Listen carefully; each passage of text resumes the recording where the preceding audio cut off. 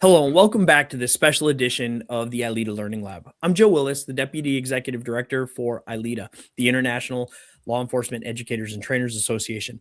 And our annual conference happens in St. Louis, the 16th through the 21st of March. And at that conference, we've got about 120 plus instructors each and every year that come in and volunteer their time to deliver outstanding classes on a wide variety of topics. One of those instructors that we have with us here today is Adam Stanley. Now, he's going to talk to us today and at the conference about tabletop exercises. His class is Design, Instruct, and Conduct Active Shooter Tabletop Exercises. So without any further ado, I'm going to toss it right over to you, Adam. Just kind of talk us through this class. What is it? What's it all about? And why does it matter?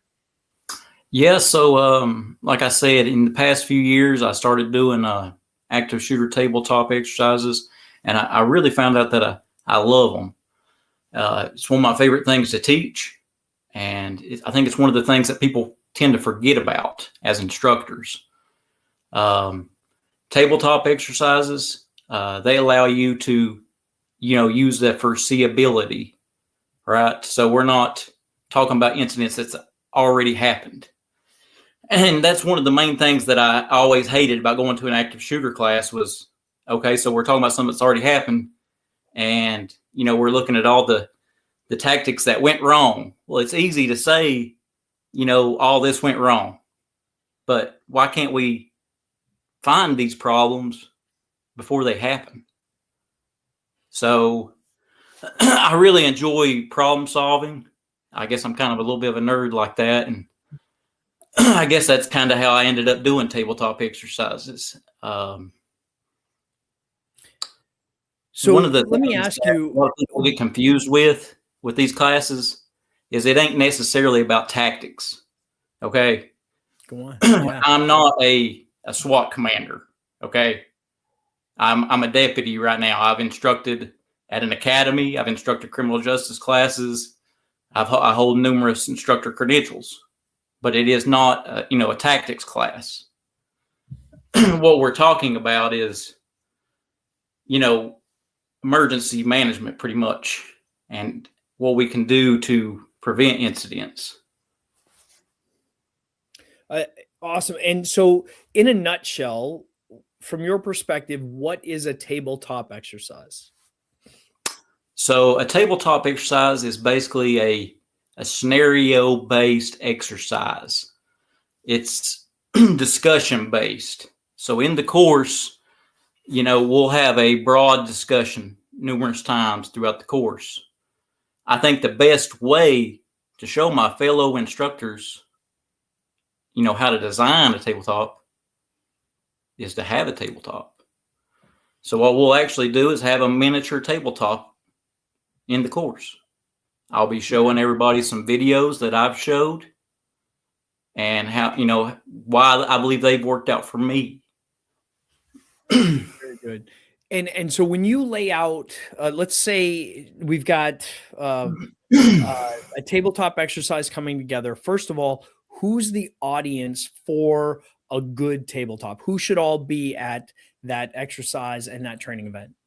All right. So perfect question, Joe. Absolutely. So a lot of times it's school personnel, first responders, EMS, hospital staff, emergency management, all those people coming together.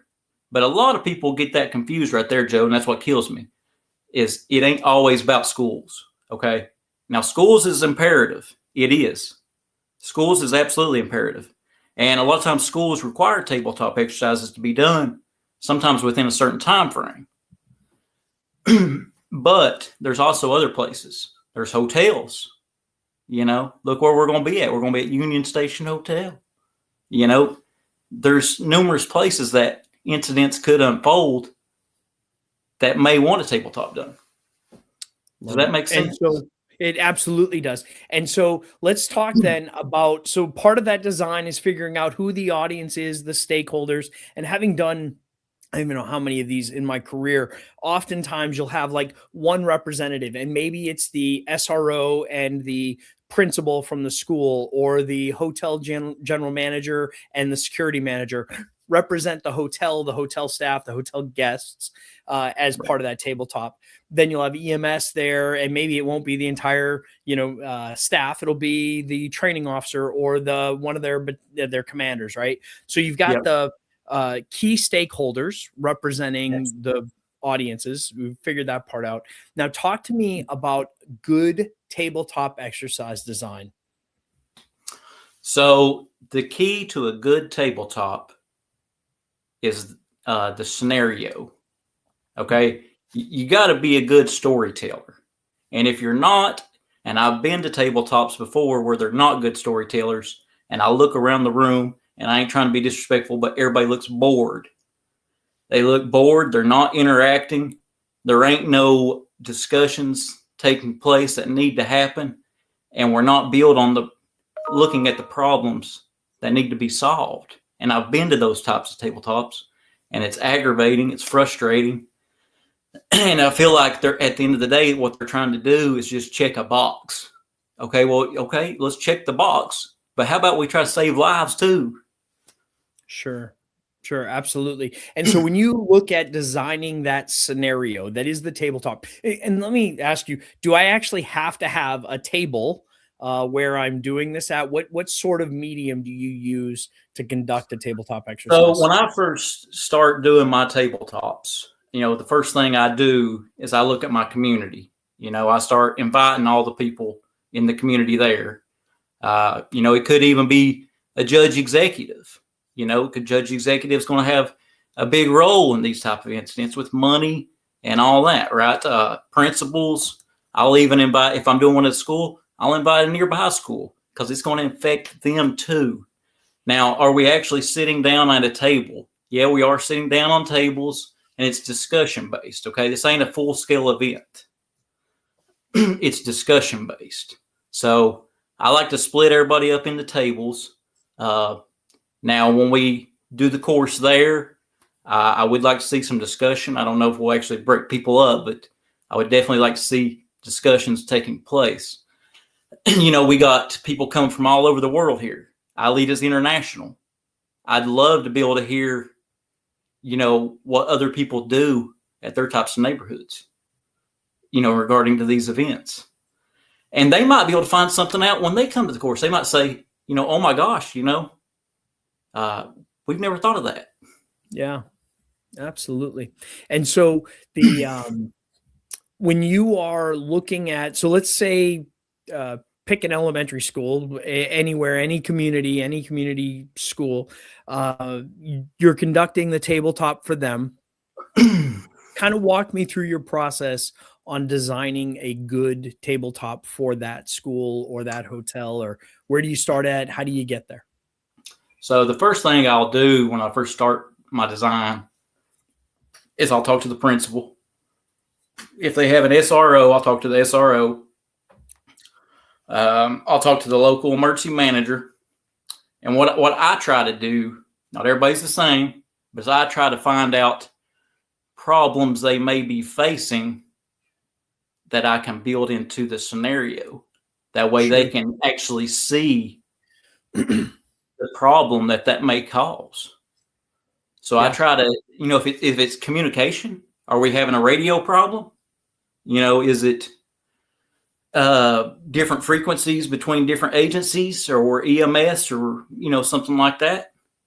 I'll try to center my scenario on that.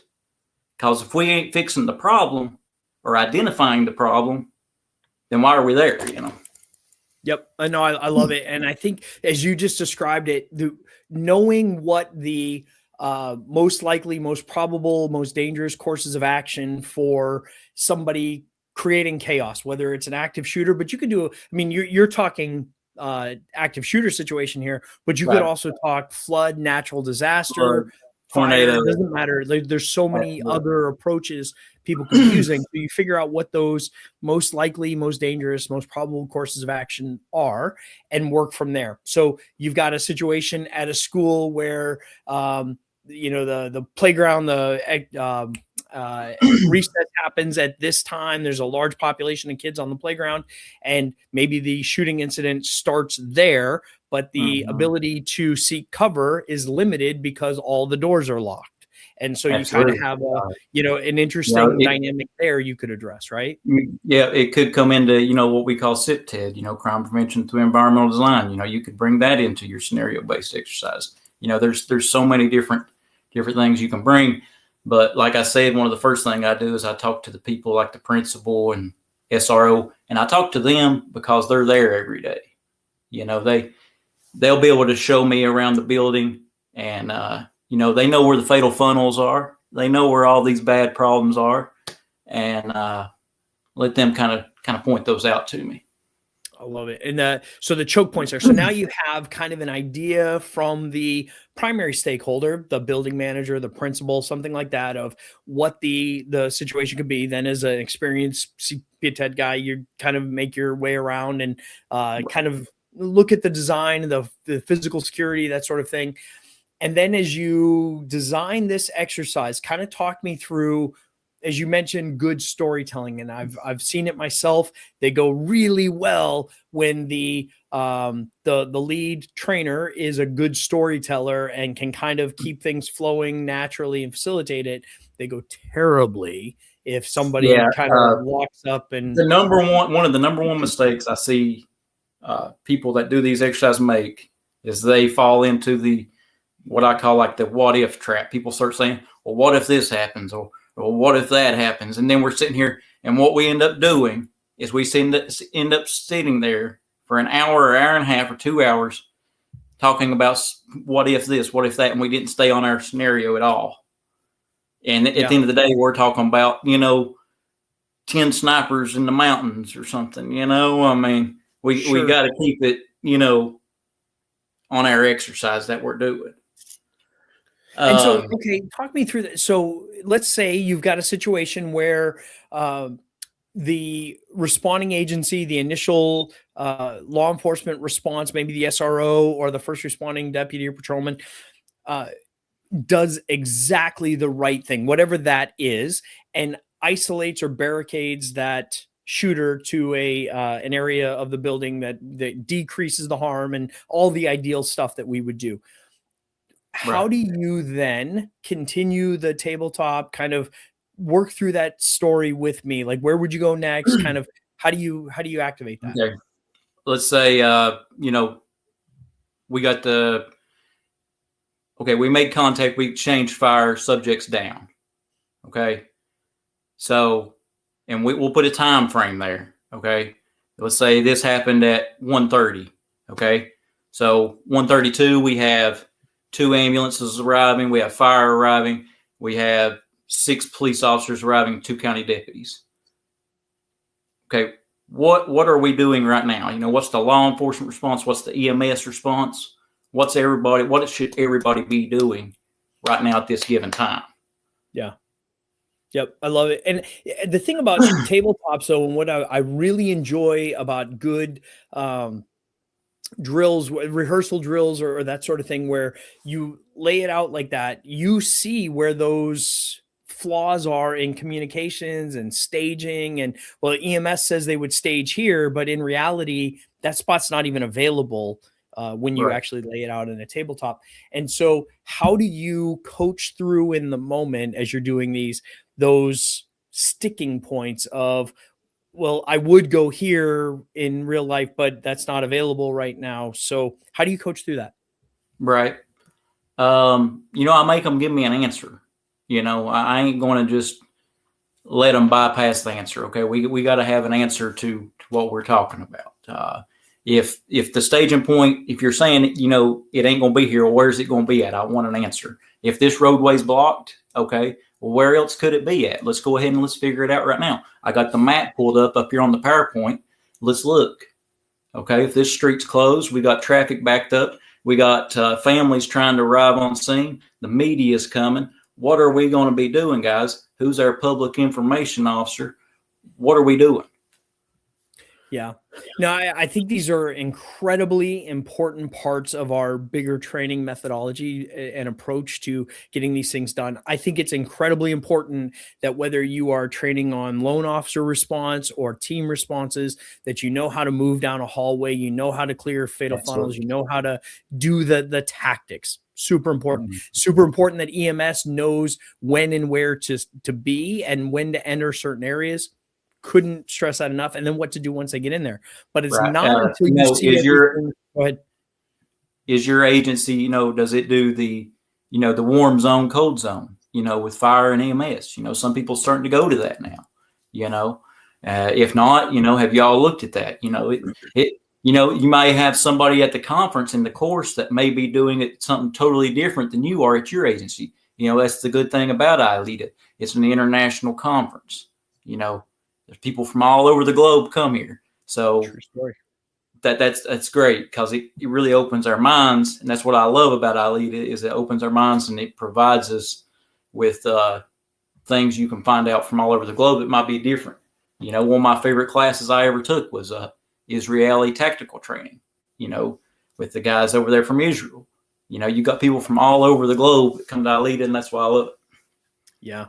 Awesome. Now, this is such an important subject. And I think what you're doing by bringing folks together in this space, and chances are in the room where you're teaching this class are going to be people who have tried this in a variety of different ways. And the conversation, I think, is going to be really rich and something that you're going to have fun facilitating for sure. Right. Here's how I do it, but tell me what's working for you and that sort of thing. And I think it's going to be an incredibly fun, interesting conversation for you to have. Yeah, like I said, my course it is going to be more of like an actual tabletop exercise, and we just discussed that. It's going to be like a discussion. I'm not going to be sitting here, explaining to you what an emergency operations center is. I'm not going to be explaining to you what all this stuff. I'll explain it during the course while we're having our discussions if you need it. But it ain't going to be a PowerPoint that says a definition of emergency operations center. It ain't going to be a definition of public information officer. We're going to have a realistic exercise based on a scenario, and then we're all going to talk about it. Okay.